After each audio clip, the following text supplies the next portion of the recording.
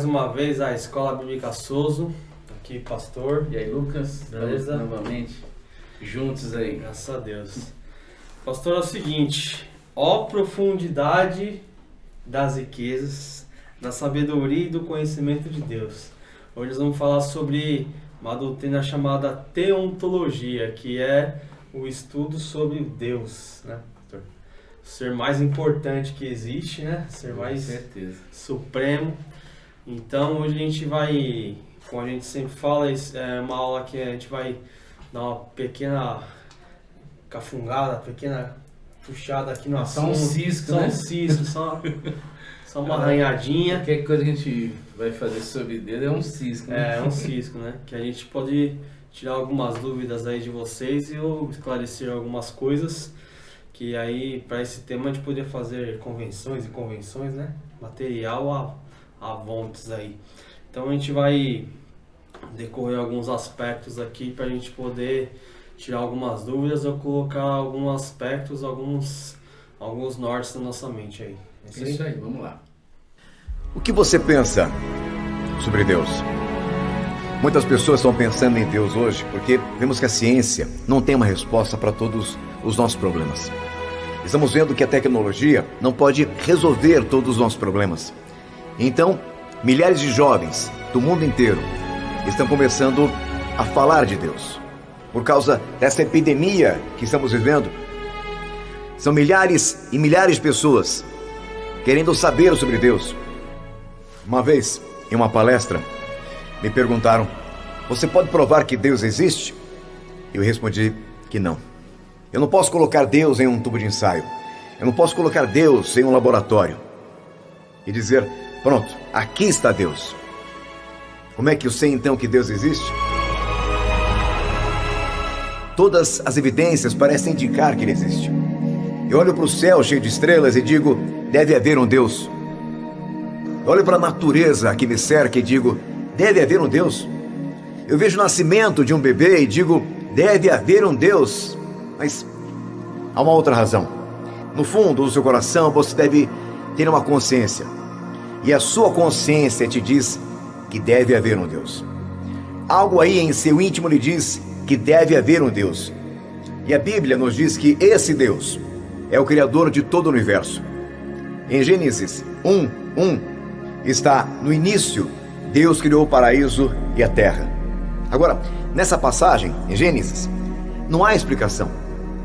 Não há uma tentativa de provar a Deus. Apenas diz: no início, Deus. Por quê? Porque todos acreditam que deve haver um Deus. Aí você pode dizer: mas eu conheço gente que é ateu. Eu acredito que você deve conhecer ateus que ainda não tiveram problemas reais. Mas encontre alguém que diga que é ateu e que de repente esteja enfrentando um câncer terminal e ele vai dizer: meu Deus, me ajude. Quando ele entrar em uma batalha ou em dificuldades, ele vai dizer: meu Deus, me ajude. Todo homem sabe que deve haver um Deus. Ele é o Criador. Agora, a Bíblia nos diz que Deus é um espírito. E dessa forma ele pode estar na África, na Ásia, na Europa, na América, ao mesmo tempo. Ele pode estar em um planeta, na Lua, ao mesmo tempo. Eu li uma entrevista um tempo atrás com alguns astronautas. E sabe o que eles disseram? Que sabiam que enquanto andavam pela Lua, que deve haver um Deus. Li também uma entrevista com alguns prisioneiros de guerra do Vietnã. E eles disseram que nos 8 anos que permaneceram naquelas celas, eles sabiam que havia um Deus. A Bíblia diz que Deus é imutável. Ele nunca muda. A moda muda, todas as partes da nossa cultura e vida mudam. E muitas mudanças acontecem pelo mundo. Modas mudam, culturas mudam, a tecnologia muda, mas Deus nunca muda. A Bíblia diz: eu sou o Senhor Deus, eu não mudo. Deus...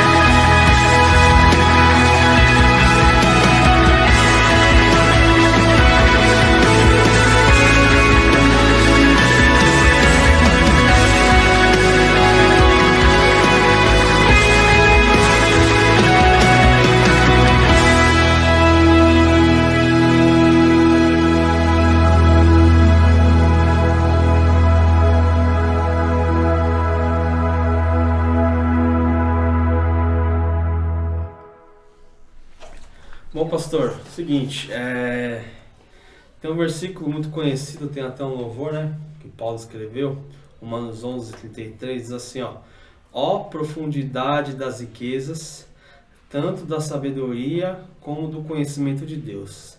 Quão insondáveis são os seus juízos e quão inescrutáveis os seus caminhos. Aí ele começa a perguntar, pois quem compreendeu a mente do Senhor? Ou quem foi seu conselheiro? Ou quem lhe deu primeiro a ele para ser recompensado? A gente está falando sobre teontologia, que mistura duas palavras, né? Theo e Deus, e onto, que é o ser, né? O estudo do ser de Deus. Então, falar sobre Deus hoje em dia é algo, para algumas pessoas, bem abstrato, porque Deus é a pessoa mais copiada no mundo, né? Então, as pessoas sempre falam assim que existem vários deuses, mas a gente quer deixar bem claro que Deus só existe um. E isso é importante que você está colocando, né? Porque toda vez que você vai falar sobre Deus, né, acaba tendo uma confusão, né? Uhum. E aí tem aquela questão de se aceitar o seu Deus, mas aí, a gente olhando para o que a Bíblia revela, nós vamos ver que Deus só pode ser um mediante algumas peças que precisam se encaixar, né? Aí a Bíblia ela traz essa revelação. Legal. Então é o seguinte, pessoal, para ficar claro assim, não importa o quanto a gente estude, o quanto a gente procure na internet, nos fóruns, nas bibliotecas, com pastores, mestres, né, com artigos, nunca a gente vai saber tudo sobre Deus, porque Deus é um ser infinito e nossa mente é uma mente finita, né? Então a gente só consegue saber algo de Deus se Ele nos revelar. Então tudo que a gente sabe de Deus foi Ele que nos revelou, correto? Então não tem como, Deus é um ser que a gente não consegue estudar tudo sobre Ele, até porque a gente não sabe tudo sobre Ele, né? Como é um ser eterno, a nossa mente é uma mente tão pequena, tão limitada, né? Então a gente não consegue saber tudo sobre Ele. A gente só sabe o que Ele revelou a nós, né, pastor? Então é assim, a gente vai falar sobre aquilo que o Deus nos revelou, dizendo que é baseado pela Bíblia. A gente vê que hoje em dia e antigamente Deus era copiado e culturas usavam Deus como Deus boi, Deus vaca, Deus sol, Deus lua, né? E divindades, tipo Faraó era uma divindade, né? Era dito como uma divindade, era adorado, né? Objetos, estátuas, né? A gente consegue já ver aí uma carência da humanidade por algo para se adorar, né? Isso aí. E a gente vê que o próprio Deus disse que o homem foi criado para adorar algo. Legal. Uma coisa legal para a gente entender, para a gente poder entender, é assim, como de fábrica, que as montadoras falam, né? É de fábrica que um carro tem que vir com roda, com pneu, com vidro, com motor. Nós, como seres morais, seres criados à imagem e semelhança dele, nós somos seres que temos que adorar algo, nós necessitamos, nosso ser necessita de gostar de algo, de querer algo, de ter algo para ficar conosco. Isso é algo que vem de nós. Pode ser a pessoa mais ruim da face da terra, ou a melhor, ela ama algo, né? Ela adora algo, ela busca algo. A gente vê que é uma busca, né? Incessante, às vezes, o que a própria humanidade fala sobre a busca pela felicidade, a busca por se encontrar, né? E na verdade todas essas respostas estão em Deus, né? Sim.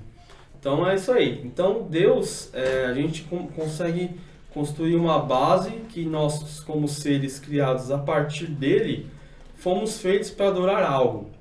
Se a gente já começa com a ideia de nós não adorarmos a Deus, a gente vai adorar alguma outra coisa. Ponto final. Se você fala assim, não, eu não adoro a Deus e não adoro mais nada. Mentira. Ou você adora a Deus ou você adora alguma outra coisa.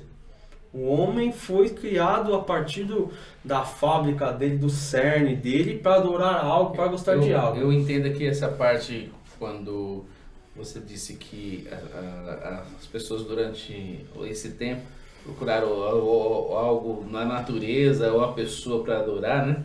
E a gente vê que o livro de Romanos ele menciona isso, que como a própria natureza ela testifica ou prega que existe um Deus, e por essa destituição por causa do pecado houve uma confusão no reconhecimento de Deus. É verdade. Mas na verdade o livro de Romanos, se você puder, depois vocês podem ler em casa, o capítulo 1, fala que nós somos indesculpáveis, porque a própria criação de Deus aponta para o Criador. Falou alguma coisa. E aí ele menciona que o homem começou a adorar seres, a imagem de répteis, de animais, quadrúpedes, de aves, né? Uhum. E sendo que existe o verdadeiro Criador de todas as coisas. Legal.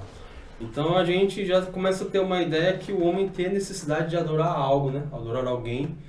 E a parte principal disso, que até nos dias de hoje, pastor, que a gente vê de séculos atrás, a falta de perfil das pessoas, a falta de identidade, a falta de autenticidade é a falta de conhecimento de Deus. Né? A pessoa, ela não sabe, muitas pessoas não sabem por que ela veio ao mundo, se ela é do rosa ou se é do azul, se ela vai para frente ou vai para trás, ela não se acha no mundo, qual que é a profissão dela, o que ela deve fazer, se ela é amada, se ela não é amada, né? A falta de perfil, de identidade, de autenticidade das pessoas é uma evidência que essa pessoa precisa do conhecimento de Deus, daquilo que o criou. Assim como você compra você compra um celular da marca específica, vamos dizer, a marca da maçã. Você não pode ir no fabricante da outra marca para poder entender como funciona. Então você tem que ir no cara que fez, no cara que fabricou. Então nós, como seres fabricados à imagem dele, vamos dizer assim, né, precisamos chegar até ele para entender como nós funcionamos, né? Então as pessoas não chegam até Deus, não buscam o conhecimento de Deus, de saber quem Deus é, aí vai acarretando uma falta de perfil, uma falta de identidade. Né? O livro de Osés já fala sobre isso, que o povo tem perecido ou sendo arruinado pela falta do conhecimento. Falta de conhecimento de Deus. E aí nós entendemos que a falta do conhecimento abre margem para o engano. É verdade. O que nós temos visto nos dias de hoje, né? Quanto engano, né, tem chegado, e não somente nas pessoas que podemos colocar assim que estão nas trevas, né? Uhum. Que a Bíblia diz que o Deus desse século está cegando essas pessoas, mas até o próprio povo de Deus, que deveria ter um conhecimento a mais, a gente vê que não tem, por falta dessa busca mesmo, né, sobre a verdade, sobre a palavra, que está tudo na Bíblia. Se você for olhar ali, Deus ele vai se revelar àquele que tiver fome e tiver sede. Legal. Então, esse estudo que nós estamos falando é o chamado teontologia, né? Os teólogos chamam assim. Eu dei uma pesquisada, pastor, e teontologia anteriormente era chamada como a rainha das ciências. A partir de qualquer estudo que for dar, eles pegavam a base da deontologia. Um exemplo, se fosse dar um estudo sobre a medicina, então eles pegavam a partir da criação de Deus do homem, das células, dos músculos, das veias, né? E a partir daí eles desmembravam o estudo da medicina. Então a teontologia era a rainha dos estudos, era a principal ciência que a partir dela o pessoal estudava. Aí, como foi aos poucos degradando, foi colocando de lado. Foi colocando filosofia humana nas ideias, aí o estudo do conhecimento de Deus ficou meio que deixando de lado. Então, o estudo da teontologia é o estudo das características, dos atributos de Deus, né? Do que Deus faz, como ele é, como ele age, o que ele fez. Esse estudo, teontologia, ela é dividido em várias doutrinas, a doutrina da revelação através das escrituras, a doutrina através de Jesus, através da cruz, através da sabedoria, né? Através dos atributos comunicáveis e não comunicáveis, né? Então, a teontologia é o estudo do ser máximo. Aí fala, afinal, pastor, o que é Deus? Então a gente tem uma entrada assim, afirmando que Deus só tem um único e verdadeiro Deus, e ponto final. Então, se alguém tem uma ideia que existe Deus e mais uma pessoa, está errado. É só Deus, é o único e verdadeiro Deus, é o suficiente. Então, a teontologia, ela bate esse martelo, ela tem essa ideia que ele é um ser infinito, perfeito, puro, né? Invisível, né? Um ser pessoal, é uma pessoa, tanto é que quando a Bíblia fala que somos a imagem e semelhança dele, a gente vê que ele tem a ideia de beleza, né? Certa ideia de colocar mãos perfeitas, né? Do mesmo tamanho, braços do mesmo tamanho, pernas do mesmo tamanho, uma simetria, né? É delicado em não separar a água da terra seca, a flor vermelha da flor amarela, né? O campo, uma flor mais verde, outra menos verde, uma tonalidade de cor, né? Então é um ser engenhoso, é um ser que vê cada detalhe, né? Você tinha até falado uma vez na igreja que Deus testou tudo antes, né? De pôr para prova, né? Vê que Deus, ele tanto no macro como na micro, né? Até nas partículas, usando que há uma excelência, né? Uma excelência, né? Tudo que foi feito. Eu vi uma vez um cientista falando que até hoje eu digo que o cientista não consegue entender a complexidade que tem dentro de um ovo, né? A complexidade de uma orelha, de um olho, né? Cada fio, cada célula, Então é um ser brilhante. A Bíblia tem vários atributos que relata aqui, ó. Então notei aqui que ele é um ser invisível, imutável, imenso, eterno, incompreensível, onipotente, onisciente, santíssimo, completamente livre, absoluto, faz tudo para a sua glória e para o seu conselho. Ele é reto e imutável, cheio de amor, gracioso, misericordioso, longânimo, muito bondoso, justíssimo e terrível em seus juízes. Citando essa última sequência aqui, nós vamos ver aqui, ó, ele é cheio de amor, gracioso, misericordioso, longânimo, muito bondoso. Aí quando as pessoas às vezes vão para a Bíblia, parece que o Deus é diferente. O que as pessoas precisam entender? Existe uma distinção. Por exemplo, a Bíblia diz que o pecado é que causa a dor, o sofrimento. Sim. Deus continua amando, Deus continua gracioso, só que Deus, ele é justiça. Então a gente vê muitas vezes Deus orientando o povo, pedindo para que eles procedessem de uma maneira diferente, para que não somente eles fossem abençoados, mas para que eles também fossem abençoadores. Sim. A ideia de Deus era, através da nação, no caso ainda não era Israel, mas ia ser, né? Através desse povo que ele levantou, eles serem abençoadores na terra. Porque no momento em que o pecado entrou e houve essa destituição, Deus começou a fazer novamente um trabalho de levantar pessoas para poder, numa linguagem codificada humana, se revelar a nós. Então, ao passo que na sequência daquilo houve algumas distorções. Então, a gente vê que todas as vezes que pessoas, nações se levantaram contra aquilo que Deus tinha determinado, eles começam a sofrer consequências, né? Então, Deus permitiu que certas coisas acontecessem. Quando você olha lá no Velho Testamento, né, às vezes muitas coisas ali parece que é um Deus vingativo, mas não foi porque se levantaram para destruir. Sim. Assim como nós temos a legítima defesa, alguém se levanta para me destruir, eu, pela legítima defesa, eu posso me defender. Sim. E Deus, ele usou isso, né, no momento em que se levantaram para destruir aquilo que Deus estava querendo constituir, ele teve que tomar medidas. Mas ele continua, como diz aqui, cheio de amor, gracioso, misericordioso, longânimo, bondoso, tanto que isso foi revelado na pessoa do seu filho lá na frente, quando ele veio e se fez carne e esteve no meio de nós. Legal. Então a Bíblia não diz, né, pastor, que a Bíblia não se preocupou em explicar a origem de Deus, só diz que no começo Deus sempre existiu. Ela não se preocupou em explicar assim, Deus existiu a partir de tal modo, de tal célula, de aconteceu isso. Não se preocupou. A Bíblia se preocupa, e isso ela deixa claro na Bíblia toda, de Gênesis a Apocalipse, nos seus 66 livros, que Deus é amor.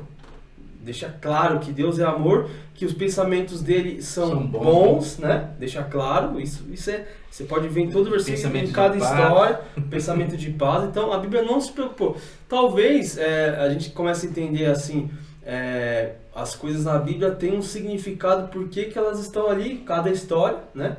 Talvez se a Bíblia não colocou a origem de Deus, talvez isso não ia somar nada para nós, mas como ela enfatizou as características de Deus, como Deus é amor, Deus é bondoso, e isso nos ajudaria, né? Então, a gente tem que pensar no modo assim, a Bíblia focou na explicação, na indicação de que Deus tem sentimentos, tem amor para nós, tem pensamentos bons para nós, né? Então isso já quebra. Eu conheço várias pessoas que dizem assim, não, eu lendo o Novo Testamento, eu vejo que Jesus era mais bonzinho e Deus era mais maldoso, né? Não, Deus é um carinha chato que está sentado no trono, comendo bolacha, tomando chá, né? Uma pessoa totalmente sem bom humor, né? Jesus é mais legal. Então, isso quebra toda essa ideia, esse paradigma, né? De que Deus é uma pessoa má, uma pessoa rancorosa, é uma pessoa sem humor, uma pessoa chata, né? Isso prova em todos os versículos da Bíblia que Deus é amor, Deus é bondoso, carinhoso, é pai, né? Jesus mesmo fala que ele nos ensinou a chamar Deus de pai, né? Ninguém chamava Deus de pai, começamos a chamar Deus de pai. Então a Bíblia deixa claro que não mostra a origem de Deus, mas deixa claro os atributos dele, que para mim é mais importante, que a partir disso você consegue ter uma revelação de Deus melhor, né, pastor? Com certeza. E o problema é que às vezes o modo como eu fui ensinado. O modo como eu interagi até na sociedade, né? Isso afeta a maneira como eu recebo Deus na minha vida, né? Então a gente vê que há muitos ensinamentos errados, né? Sim. Há muitas coisas que são trazidas de geração a geração e isso prejudica. Aí e a gente encontra também aí o agir do próprio diabo tentando trazer através da cultura e desses ensinamentos algo que venha divergir para que você não somente não compreenda Deus, como também não o aceite. Sim. Então a gente vê quando há uma distorção. Imagine, por exemplo, uma pessoa que foi abusada pelo pai. Como ele vai receber Deus como pai? Então você vê que o diabo ele trabalha em estruturas que depois é muito mais difícil você ter uma ideia se a figura de Deus é como um pai, ele odeia o pai, ele só tem mal, ele não vai entender, ele vai ter uma dificuldade de receber. Quando há por exemplo, de receber Deus como meu Senhor, significa que tem que estar debaixo de uma autoridade. De um escravo, né? Você entendeu? Então a pessoa ela é rebelde, ela não vai querer, ele já não quer nem entender, nem avançar nisso. Mas a gente olha para a Bíblia e vê que tudo isso é algo harmonioso, porque se Deus é amor, bondoso, isso é algo que vai ser bom para mim. Aí a gente vê até no relacionamento do filho com o pai. Quando o filho é pequeno, ele não tem entendimento. Então, às vezes o pai ou a mãe lá briga para que ele estude, para que ele aprenda. E todo o aprendizado, o estudo, a formação, ela é difícil. Você quer fazer coisas, aí você é privado disso, aqui não é porque você está sendo formado. Só que lá na frente, quando você tem o entendimento, você percebe que aquilo estava sendo bom porque alguém estava se preocupando com você. Eu vejo assim Deus em nossas vidas. Legal. Às vezes a gente vê, Deus, ele intervém, faz isso, aquilo, às vezes não, mas é porque Deus ele nos ama. E Jesus ele falou algo muito importante. Ele diz, eu falo essas palavras, está lá no Evangelho de João, eu falo essas palavras para que vocês não sejam julgados com o mundo. Então muitas vezes Deus ele se porta de uma maneira que às vezes contrasta conosco, ou vem de frente conosco, mas porque ele está olhando lá para frente. Legal. E ele está demonstrando o amor, porque hoje em dia as pessoas pensam, amar é deixar você fazer tudo que você quer. Na verdade, não. Aquele que ama, ele vai corrigir, ele vai muitas vezes intervir, vai se opor para que um mal maior não venha sobre a vida de uma pessoa. Legal. É que nem se você for ver, as pessoas acham, não, a lei é algo que me proíbe, que me barra, que me limita. Não, a lei é algo para proteger você, né? Com certeza, porque se você não tem limites, por isso que eu acho que a graça ela tem nos deu uma responsabilidade muito maior. Sim. Porque, imagine uma pessoa que não tem limite de nada, não tem noção. Como que ela vai se portar na graça? Ela vai fazer da graça uma libertinagem, porque ele não tem noção. Exatamente essa geração. Chamam de hipergraça, né?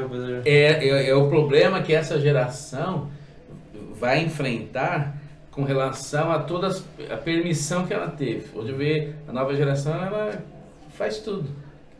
E aí você recebe, vem para a graça, eu vou fazer tudo também, porque Deus, ele já pagou o preço, né? Como a gente vê muitas pessoas falando, então tá tudo certo. Mas na verdade, a graça nos mostra a seguinte forma: eu posso tudo, mas nem tudo eu vou fazer.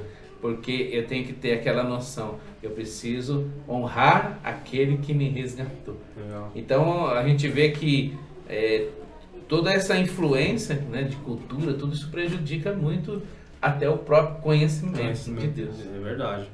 Então, a gente viu aqui que Deus é um ser real, bondoso.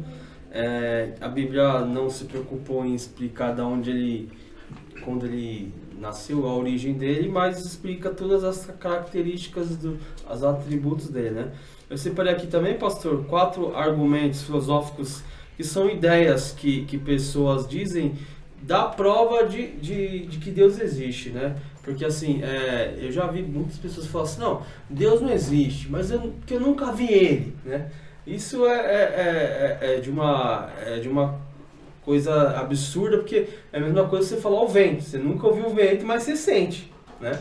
Então, praticamente é como Deus. Me fala assim, pastor, você já viu Deus? Não, mas você já sentiu ele? Claro. Né? É algo que eu tenho que sentir, você tem que sentir, cada um tem sua experiência, né? E até mesmo, às vezes a pessoa até tá de férias, passeando, às vezes ela vê aquela imensidão da natureza, né? O cara às vezes, por alguns segundos ele para ali para meditar, às vezes ele pode não falar, mas ele pensa... Por dentro, né? Eu falo assim, eu acho que Deus existe. Acho que não foi uma explosão que fez isso aí, né? Porque... Se você for olhar, o que explosão traz de bom? Eu só vejo quando explode alguma coisa é desgraça, né? Verdade. Nunca vi nenhuma explosão trazer algum benefício, né? É verdade. Eu coloquei aqui, tem vários argumentos, eu coloquei os 4 principais. O primeiro é o argumento cosmológico, né? Esse argumento ele diz que a existência do mundo é algo que evidencia a existência que alguém criou, né? A existência do mundo. Tudo tem uma causa, um efeito. Por exemplo, não tem como se deixar a água muito tempo, milhões e milhões de tempo a água, formar uma pedra. Não tem como ter muito tempo uma planta virar uma água. Então, tudo foi formado. É interessante que essa aqui aponta para a teoria da evolução. Isso. Né? A gente vê que porque há uma questão para se colocar, se foi evoluindo de tempo em tempo, por que parou? Pois é. Exatamente. Porque, então, se por muito tempo foi evoluindo, tinha que continuar se transformando em outras coisas, mas você vê que chegou uma hora que parou. E parou exatamente naquilo que a Bíblia diz que Deus tinha feito dessa forma. Que coincidência, né? Que coincidência. Então, se parou, alguém parou, né? Então esse argumento cosmológico, ele mostra da cosmovisão, né? Uma visão interna de que a criação, tudo que foi criado, é uma evidência que alguém, um ser inteligente, né? Um ser que tem uma ideia de conhecimento de engenharia, de biologia, de humanas, de exatas, né? fez aquilo que existe, né? Também tem o argumento teológico, que é o argumento que aponta para o fato que as coisas do universo têm um propósito e uma finalidade, né? Tudo se revela, tudo é arranjado, tudo é alinhado, tudo é certinho. Exemplo, de uma planta não pode sair um outro tipo de planta, né? Se você planta maracujá, vai nascer maracujá. Não vai dar melancia. Não vai dar melancia, entendeu? Tudo que foi feito no universo aponta para o Criador, e esse universo criado, ele é ordenado, ele tem uma regra, uma esteira, uma finalidade. E você vê que até na tentativa do homem de criar algo diferente, aquilo ela não tem uma organização. Às vezes sempre tem um defeito. Sempre, é verdade. A pessoa, vou criar um enxerto, fazer uma ovelha, um negócio. Ela não tem durabilidade, ela tem pontos de falha, né? De falha. E agora você vê que o que Deus criou é perfeito. É verdade. Então esse argumento teológico aponta para isso, que a criação existe e dentro da criação tem uma ordem que as coisas vão, que as coisas que andam. Tem um outro argumento também, afirmando a existência de Deus, que é um argumento antropológico, né? Esse argumento realça que o homem não é apenas um ser físico, mas também um ser dotado de consciência, senso moral, intelecto, emoção. E esses fatores indicam que esse ser foi criado a partir de alguém que também tem essas coisas, né? E você vê que a Bíblia aponta para diversas vezes Deus demonstrando sentimentos, emoções, né? Uhum. Então que isso só pode vir de uma pessoa. De uma pessoa. Então Deus é uma pessoa, o Filho Jesus é uma pessoa, o Espírito Santo é uma pessoa. Exatamente. Um robô não pode criar um ser e dar sentimento se não tem sentimento, né? Com certeza. Então, esse pensamento antropológico, ele é uma das evidências que Deus existe, que pessoas têm senso pessoas pensam, amam, têm sentimentos, têm dor, têm vontade, e isso foi imputado a elas a partir de um Criador, né? É interessante isso, que às vezes Israel, às vezes, cometia alguma falha, né? Deus estava lá corrigindo, às vezes exercendo justiça sobre ele, mas aí de alguém se levantasse, tá exercendo justiça, vamos aumentar a justiça, não, aí Deus não deixava. Então você vê que aí é como um relacionamento de uma pessoa para uma pessoa. Legal. Um outro argumento é um argumento ontológico. O que esse argumento diz? Ele diz que as pessoas, afirma que as pessoas têm crença em um Deus universal. Então, e aí gera confusão. Aí né? gera confusão. Às vezes pode estar numa mesa lá com umas 6 pessoas falando de Deus. E a conversa vai fluindo, né? Exatamente. Aí depois na hora que for revelar, mas qual é o seu Deus? Aí cada um fala um. Exatamente. Aí que começa todas as bagunças de ideia. Então esse argumento ontológico, ele diz que o ser criado a partir de algo inteligente, no argumento antropológico, e no argumento ontológico ele diz que esse ser pode ser ele o que for, ele tem fé, ele tem crença em Deus ou em algo. Pode ser até, por exemplo, uma criança. A criança acabou de nascer.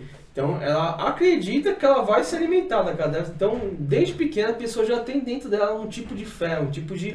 né, algo que é acrescentado lá de fábrica. Um ponto importante que eu quero deixar aqui até para o pessoal, quando fala em Deus, e aí em geral tem pessoas que perguntam, mas será que esse Deus é o certo? Um ponto importante para a gente analisar é se você estudar a história desses deuses. Você vê que é uma história limitada. Foi alguém que num determinado momento se tornou alguma coisa, aí já é uma origem humana, né? Foi criado, né? Foi alguém que morreu e acabou virando um deus, então ele não era, que era um humano, se tornou, ou mesmo a história por trás desse é uma história limitada. Sim. Agora imagine, quando olhamos para o Deus que a Bíblia revela, é um Deus rico em detalhes. é um Deus que excede ao entendimento. É, verdade. Se você vê que um ser humano não teria capacidade de escrever tudo que está na De Bíblia. inventar tudo aquilo, né? E ainda tem um ponto importante.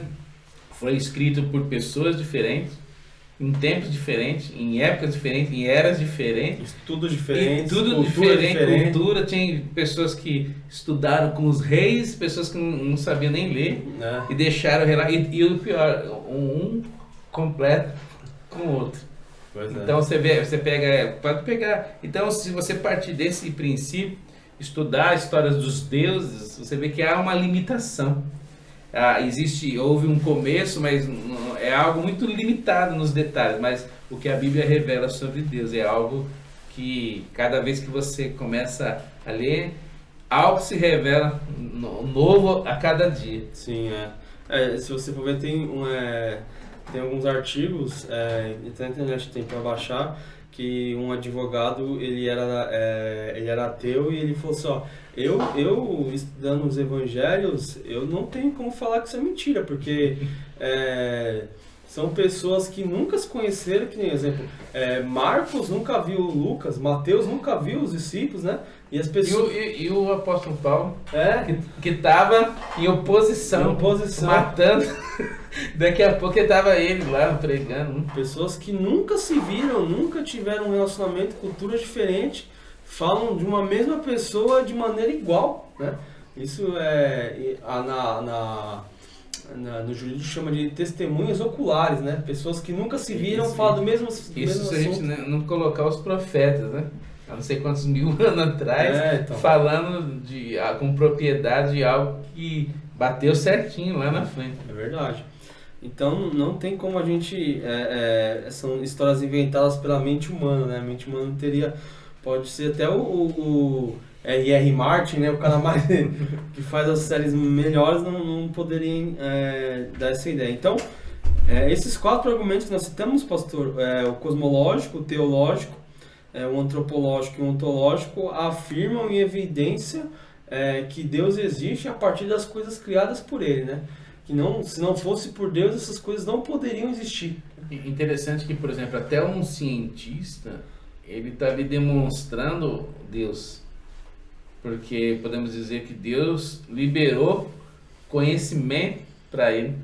Uma pessoa que tem uma habilidade, uma pessoa que é excepcional em algo, que é o próprio Deus que dá todas essas habilidades, libera isso no próprio ser humano. Então, quando a gente vê que na história, vamos olhar para a ciência, pode ver que estava lá um cientista, às vezes debaixo de uma árvore, né? E de repente ali tem uma ideia que revolucionou o mundo. Pois é. Então, agora, ele tinha um QI alto, ele tinha eu vejo tudo isso daí como um testemunho da criação de Deus, um testemunho de que há um ser maior proporcionou tudo isso. Tem muitos artigos que evidenciam, se você for ver, Deus não fez as coisas e deixou que nem um pintor, deixou a sua assinatura na sua criação. Se for ver, são Deus Pai, Filho e Espírito Santo, 3, né? Os 3 estados da matéria, sólido, líquido e gasoso, 3, né? Deixando umas pistas, né? Passado, presente e futuro, 3. Altura, largura e profundidade, 3. Tanto é que o número 3 na Bíblia aponta para Deus. Entendeu? Então tudo que é criado tem 3, entendeu? Então são evidências de que a mesma pessoa que fez tudo isso deixou a assinatura. Deus é aquele artista, né? E deixa ali uma pista em cada obra. Né? Exatamente. Então vamos lá. Como podemos conhecer a Deus, pastor? Tem uma doutrina que é a cognoscibilidade de Deus. O que é isso? É o quanto podemos conhecer a Deus e que se realmente podemos conhecer a Deus. Então, o conhecimento de Deus, a gente está falando assim que Deus é um Deus único, Deus existe. Ele se revela ele se mostra através das coisas que ele fez.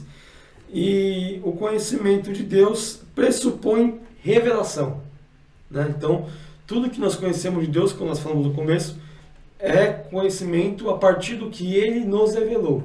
Então, se ele não nos revelar algo, nós não podemos conhecê-lo. E até o que foi revelado é entendido a partir do momento que eu tenho comunhão com Deus. Legal.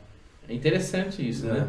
Porque, por exemplo, se você olhar uma pessoa que não conhece a Deus, ele vai ler a Bíblia, ele tem um entendimento, né? Adquire um conhecimento sobre tudo aquilo que está ali, mas uma pessoa que tem comunhão com Deus, ele tem uma profundidade maior, porque Deus vai começar a testificar dentro dele. Dentro dele, verdade. E aí você... É como se você olhasse para tudo aquilo e olha para dentro, é como se já entendesse aquilo. É algo tremendo isso. Legal. Não é algo que não adquiriu, não escolheu, não. Está aqui dentro, parece como faz parte de você já. E aí, à medida, Deus vai revelando um pouco mais, né? E você vai estudando e Deus vai mostrando outras coisas e aquilo vai crescendo dentro de você. É interessante isso, não é só um conhecimento intelectual. De relacionamentos, né? É de relacionamento. Legal.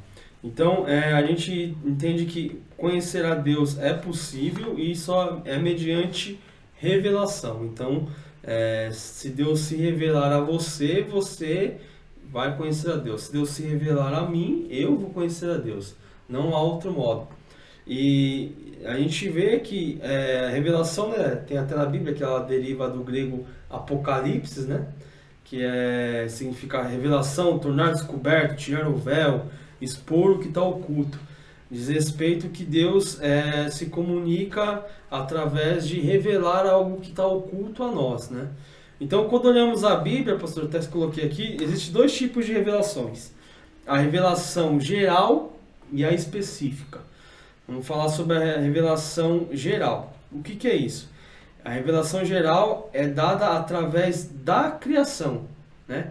Até coloquei um versículo aqui. Romanos 1, 19 e 20. Deixa eu abrir aqui, pastor. Acho que eu já tinha aberto aí? 19 e 20. Tem aqui, ó. Pois o que Deus se pode conhecer é evidente entre eles, porque o próprio Deus lhes manifestou. Legal. Pois desde a criação do mundo, os atributos invisíveis de Deus, seu eterno poder, a sua natureza divina, têm sido observados claramente, podendo ser compreendidos por intermédio de tudo que foi criado, de maneira que tais pessoas são indesculpáveis. Isso aí. Esse versículo resume, né? Também a revelação geral é dada através da consciência, né? Romanos 2,14. Lê pra gente. Deixa eu abrir aqui. Tá. Romanos 2,14. Isso. De fato, quando os gentios não têm lei, praticam naturalmente o que ela ordena, tornam-se lei para si mesmo, muito embora não possuam a lei. É isso aí. Então, pela consciência da pessoa, né? É interessante isso porque, se você observar, uma pessoa que ela não tem contato com nada, mas naturalmente a pessoa às vezes ela briga com ela mesma em algumas questões, que às vezes a pessoa fala, isso aí é só algo da minha cabeça, né? Mas você vê que não, que o próprio Deus ali presente na sua criação, né? Legal, né? Ali, às vezes tentando manifestar algo. Isso a gente vê no próprio livro de Gênesis, enquanto depois da queda, né, enquanto os descendentes de Caim estavam lá tentando ir para um outro caminho, naturalmente os descendentes de Sete começaram a invocar o nome de Deus. Sim. Quem ensinou isso para ele? Do ser, né? Não tem como, ninguém ensinou. Já tinham neles, então, né? a gente vê nesses dois pontos, que quando há uma, podemos dizer assim, até uma pureza na relação ao modo de fazer as coisas, fica um pouco suscetível a Deus falar. Enquanto que a pessoa vai se afundando em meio às transgressões, que é o pecado, ele se distancia mais e mais até o ponto de começar a deturpar tudo aquilo que foi a programação da criação original que dele. Deus criou daquela forma, porque Deus não criou o homem para matar, não criou o homem para trazer destruição. Sim. O homem ele foi criado com um propósito íntegro. Mas o pecado, o distanciamento começou a gerar uma distorção naquilo que Deus tinha colocado. E a gente vê isso claramente nas pessoas que eram mais justas, né? E outras que estavam indo para um caminho de destruição. Isso que você falou é muito claro e evidencia na vida das pessoas assim, quanto mais perversa a pessoa é, mais longe do conhecimento de Deus ela tá, né? Quanto mais longe do original, do propósito que ela vê na Terra ela tá, né? Quanto mais coisas erradas, quanto mais ela peca, né? Mais longe do conhecimento de Deus, né? Importante. A pessoa nem precisa falar que não conhece a Deus, né? Só pelas atitudes dela, né? É por isso que o pastor fala que a pregação do evangelho é uma demonstração de poder, porque para livrar uma pessoa de uma mente deturpada dessa, só o poder de Deus liberado pela palavra que vai interagir dentro dele, ou abrindo o entendimento, os olhos, o que queira como quiser ser chamado, né? Uhum. É algo realmente divino ali para impactar. A Bíblia fala que todos, o evangelho chegará a todos vão poder escolher. Sim. Eu recebo ou não recebo. Não haverá injustiça para aqueles que estarão numa eternidade sem Deus. Sem Deus. Então a Bíblia diz que o final dos tempos, toda a terra se encherá do conhecimento de Deus, ou conhecimento da glória de Deus. Então significa que esse agir, podemos colocar assim, dentro do homem, vai ser mais evidente no momento em que se aproxima o fim. No fim. Beleza, então essa revelação geral, como a gente mencionou, é dada através da criação, da consciência, da providência, né? Eu vou ler aqui, ó, Atos 14, 15 e 17, ele está dizendo aqui, ó, eu vou ler só a parte B aqui, ó, que diz assim, ó, homens, por que faz isso? Pois também somos humanos, de natureza semelhante a vós, e vos tenho anunciado o Evangelho para que fizesse dessas práticas, e vos conserteis ao Deus vivo, que fez os céus, a terra, o mar e tudo que neles há, né? Paulo está falando aqui, um Deus criador, né? Então, essa revelação geral é dada através da criação, da consciência e da providência. Essa revelação geral, pastor, é uma revelação, podemos dizer assim, universal, né? Que todas as pessoas vivas têm, né? Eu até coloquei aqui esse salmo, que é um dos salmos que eu mais gosto, Salmo 19:1, né? Diz que tudo que nele há proclama a glória de Deus, né? Os céus, né? Isso. Também diz também que essa revelação geral, ela produz isso que você falou, um ser humano indesculpável diante de Deus, né? Porque e a gente vê aí o nível que chegou a degradação da mente humana. Porque as pessoas não... Se a Bíblia diz que é claro, indesculpável, quer dizer que está na minha cara, mas eu não estou vendo. Exatamente. Então, essa revelação geral, ela torna um homem indesculpável. Por quê? Porque a criação e todos os atributos de Deus estão na cara de todo mundo para ver, né? Eu vou ler aqui, ó, Romanos 1:20, ele diz assim, ó, pois desde a criação do mundo, os atributos invisíveis de Deus, seu eterno poder, sua natureza divina, têm sido observados claramente, podendo ser compreendidos por intermédio de tudo que foi criado, de maneira que tais pessoas são indesculpáveis. Então, essa revelação geral, ela vai dizer assim, ó, você não acredita em Deus, mas tudo que foi feito está revelando que foi Deus que fez. Está na tua cara. Está na tua cara. Então, esse tipo de revelação geral, torna o homem indesculpável. Temos também a revelação específica. O que seria a revelação específica? A revelação específica é a revelação que salva o homem. É a revelação através de um cara chamado Jesus. Entendeu? Então, é a revelação que Deus... vamos dizer assim, que é a revelação máxima de Deus para o homem, É como dizer só, a natureza não tá. Você não tá vendo eu, natureza? Toma Jesus. Eu vou manifestar eu vou de você. Exatamente. Exatamente. É o que diz aqui em João 1,18, né? Uhum. Ninguém jamais viu a Deus, o Filho unigênito que está no seio do Pai é quem o revelou. Pronto. É isso aí. Então, se tinha alguma dúvida, a pessoa fala, será que Deus existe? Eu nunca vi Deus, tá? Jesus, exatamente. A Bíblia diz que Jesus é a manifestação de Deus, Isso. é a revelação de Deus. Isso. Olhar para Jesus, como ele andou, como ele agiu, como ele procedeu, você vai conhecer Deus. Conhecer Deus, exatamente. Tem até uma passagem muito legal, né? Que Filipe chega para Jesus, mostra-nos o Pai. Aí Deus fala, você está andando tanto tempo comigo, você tá até agora não vi. Não me vê, né? Quem me vê o Pai. Tudo que eu faço é que o Pai faz, tudo que eu faço eu vi o Pai fazer, eu aprendi o Pai fazer. E é interessante que ele diz que é uma testificação do filho com o pai com o filho. Exatamente. Tanto é que ele diz, quem tem o filho, tem o pai. Exatamente. Quem não tem o pai, também não tem o filho. Exatamente. Então, essa revelação específica é uma revelação limitada. Ao contrário da revelação geral, que é uma revelação universal, essa revelação específica é uma revelação limitada. Por quê? Hoje em dia, no mundo, nem todos conhecem acerca de Jesus e do Evangelho, né, pastor? Então, tá aí a importância de nós pregarmos o Evangelho de manhã, tarde e noite, né? Jesus, 24 horas. 24 horas, entendeu? Então, e essa revelação, ao contrário da revelação geral que torna um ser humano indesculpável, essa revelação de Jesus das Escrituras é a revelação salvadora do homem, né? Então, um modo de a gente resumir, se quer conhecer a Deus, vê Jesus, vê o que Jesus fez. E fica mais fácil, né? Porque a gente tem o livro de Mateus, Marcos, Lucas e João. O livro de João é tremendo, porque o Evangelho de João mostra Jesus como Deus. Certo. Né?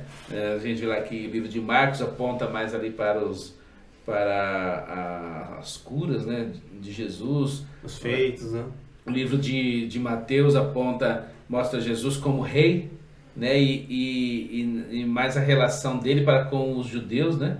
Porque ele veio primeiramente para os judeus, né? Depois, posteriormente, chegou para nós. E o livro de Lucas, para quem não é judeu, eu indico mais ler o livro de Lucas, sim, porque ele foi a revelação de Jesus para o grego, né? Que não entendia nada de lei mosaica, nada de rituais. Então você vê que o livro de Lucas, ele nos dá um entendimento melhor. Sim. Porque o livro de Mateus tem muita questão da lei, havia muita questão de mostrar que Jesus cumpriu a lei, então era muita menção de muita coisa. Sim. O livro de Lucas, que era adereçado à lei, o grego não sabia nada disso, então sim, ele mostra o detalhe puro mesmo do que Jesus fez. Então, eu acho que para os dois pontos importantes, Lucas e João, para quem está começando ali, tem um entendimento melhor da pessoa de Jesus. Eu sou fã desse nome aí, pastor. Sou fã. Por que será? Eu vi uma vez um estudo do cara falando que o livro de Lucas, se você for ver Lucas 1, ele é um artigo de faculdade, né? Lucas, ele não era judeu, nem grego, né? Ele fazia parte, né, de Mateus, Marcos, Lucas e João ali. Ele era um grego totalmente diferente, né? Até fala que Paulo era tipo um cangaceiro do Nordeste, baixinho, manco, cabeçudo, invocado, né? E Lucas era um cara grande, loiro de olho azul, né? Então nada a ver, não tinha nenhuma cultura. E o livro de Lucas é um artigo de faculdade. E Lucas escreveu o livro assim, como que eu falo sobre Jesus? Ele foi até a faculdade dele e falou assim, tem um cara fazendo umas coisas aí, né? Eu vou seguir ele. Vou seguir ele e vou anotando. Então ele ia anotando as coisas que Jesus fazia, perguntando para as pessoas e saiu o artigo lá. Você vê que bate com os outros. Bate certinho, né? E aí, de lugar em lugar, de ponto em ponto, perguntando, você viu o que Jesus fez? O que ele fez? Anota. O que você fez? Anota. O que ele fez? Anota. Isso é porque é difícil, né? Se pegar quatro pessoas distintas para relatar um monte de fato, ia ter uma distorção. Se fosse não fosse verídico. É verdade. Eu fiquei sabendo que tem um cara chamado, você deve conhecer, Eusébio de Cesaré, né? Um historiador. Ele falou que Lucas começou a escrever depois de um milagre de Paulo, né? Quando Paulo estava pregando na igreja, aí o Eutico lá caiu, né? E bateu a cabeça dele abriu, né? E aí todo mundo lá, e Paulo chegou para falar assim, nossa, ele morreu. Né? Chama um médico. O Lucas falou, não, eu sou médico, não preciso ser médico para saber que ele morreu, a cabeça dele abriu, né? E Paulo falou assim, ó, ele não morreu não, né? As minhas palavras não são de conhecimento humano, mas manifestação de poder. Diz que quando Paulo falou, o cérebro chupou assim os fetos da cabeça de Eutico e ele voltou. E Lucas ficou maravilhado, falou, alguma coisa tem, né? É diferente. Eu nunca vi isso não. Nunca vi isso não, o cara ressuscitou aqui na minha frente, então é algo sobrenatural mesmo. Então a gente viu que, voltando aqui, que essas revelações aqui, através da natureza, da criação e através de Jesus, né? A revelação de Deus através de Jesus. E a comunicação de Deus conosco, antigamente no Antigo Testamento ele até mencionou que era mais Deus que vinha e falava com o sacerdote, né? Falava com o seu enviado, e no Novo Testamento através de Jesus, que hoje nós usamos as Escrituras, a Bíblia, né? A Bíblia é hoje em dia do nosso tempo a maior revelação completa, né? A revelação de Deus ao homem, né? Eu até coloquei aqui, né, pastor, que no Antigo Testamento Deus vinha e falava com seu enviado, com seu sacerdote, com seu profeta, e hoje em dia, através das Escrituras, Deus fala conosco. E até coloquei aqui uma linguagem de acomodação, né? Por exemplo, quando você vai falar com seu filho, você não vai falar bravo, você diminui o tom, né? Eu acredito que Jesus, vindo como Deus, Deus falando, Deus diminuindo o tom e falando na nossa linguagem, né? No nosso modo de entender. Deus, eles colocando no nosso nível. Isso. Para poder baixou o nível, né? Assim como você vai falar com o seu filho, você não vai falar como você fala com o seu amigo, né? Você até muda a voz, né? Fala mais docinho, fala mais devagar.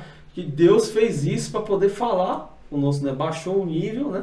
Para poder falar a nossa ideia ali, para a gente poder entender. E eu coloquei aqui também algo sobre imanência e transcendência, né? Dos atributos de Deus nas Escrituras, da revelação de Deus nas Escrituras. O pastor Antônio, ele falava assim que tinha uma mulher que falava assim, Deus não fala comigo, Deus não fala comigo, Deus não fala comigo, né? Você não abre a Bíblia, né? Como é que ele vai falar, né? Que a mulher que perdeu o óculos, né? Foi fazer a festa. Depois achou dentro da Bíblia. Então, a gente falando sobre a revelação de Deus na Bíblia, ele traz pra gente algo sobre a transcendência e imanência de Deus. O que seria isso, imanência? Seria um Deus que está acima de nós, né? E mesmo assim ele baixa o nível para poder se relacionar, né? Isso é uma Você vê a importância, né? Que ele quer interagir com ele. Quer se interagir, exatamente. Ele é um Deus que, ao mesmo tempo que ele é acima da criação, ele se relaciona com a relação. Então ele é um Deus de perto e também é um Deus de longe, né? Ele se relaciona com a relação através das palavras da Bíblia, de Jesus. Então ele é um Deus de relacionamento, é uma característica que a gente vê muito, né, em Deus, que alguns outros deuses não tem, você não vê. Você vê pessoas falando com estátuas que é um uniálogo, né? Não é diálogo, né? Então é um Deus, até coloquei aqui, ó, Êxodo 3:7, eu vou abrir aqui, o quanto que Deus é um Deus que ele fala conosco e ele tem um relacionamento. Vou ler aqui, ó. Disse Jesus, certamente, disse Deus, certamente tenho observado a opressão e a miséria sobre o meu povo no Egito. Tenho ouvido o seu clamor e por causa dos seus feitos eu sei o quanto estão padecendo. Por esse motivo desci a fim de livrá-los das mãos dos egípcios e tirá-los daqui para uma terra boa e vasta, onde mana leite e mel, terra dos cananeus, dos hititas, dos amorreus, dos fariseus, dos heveus e dos jebuseus. Então, Êxodo 3 evidencia que Deus desceu para nos livrar, para livrar o povo de Israel lá, né, da mão dos egípcios. Então, é um Deus que está no céu E veio até nós. e veio até nós, né? Então, isso para mim é uma evidência muito segura, né, pastor? De você ter um Deus que vem até você, né? Um Deus que desce até você, né? Davi fazia muito isso, né? Se não tiver você perto de mim, eu não quero ter mais nada. Moisés, essas pessoas que tinham um relacionamento com Deus, só queria ter ele perto. O salmista ele fala que ainda que a minha cama seja no mais profundo abismo, ele está comigo. É o que eu preciso, né? É verdade.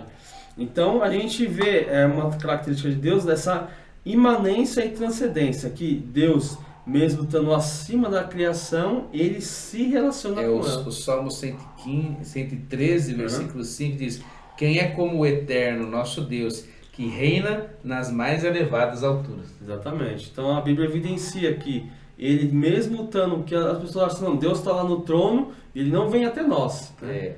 A Bíblia diz que não, ele vem até nós. Se fosse qualquer rei que se corrompeu com o poder, podia ser, né? Podia ser, é verdade. A gente pode falar aqui também, né, pastor, dos atributos de Deus, né? Eu acho que essa história dos atributos vai ficar para a próxima aula. Estamos falando sobre já Deus. Estamos no limite do horário. Ah, legal. Então a gente, na próxima aula, vai falar sobre os atributos de Deus, para continuar. Eu te falei, pastor, se a gente for falar sobre Deus aqui, vamos falar umas 5, 6 aulas aí, nós vamos madrugar o dia aí. Então é isso aí, pessoal. Na próxima aula a gente vai falar sobre os atributos de Deus. Isso é. Para continuar. E continue com a gente aí, para a gente poder tirar mais dúvidas e colocar um pouco mais de ideias sobre o Deus da Bíblia na nossa mente. E outra coisa, como a gente está falando sobre Deus, se você tem alguma pergunta, né, sobre essa questão, envie para a gente, que a gente acrescenta aqui na aula, como a gente vai falar da próxima aula sobre os atributos, né? Se tiver alguma dúvida, a gente faz um acréscimo aqui e fala um pouquinho sobre as questões aí que podem estar aí nos corações. É importante que a Bíblia diz que se a gente ficar com dúvida, vem o maligno e rouba. Exatamente. Então aí, o que significa isso? Que tudo é tempo perdido. Legal. Então não tenha dúvida, né? Então se tiver vergonha de pôr lá no grupo, manda no particular.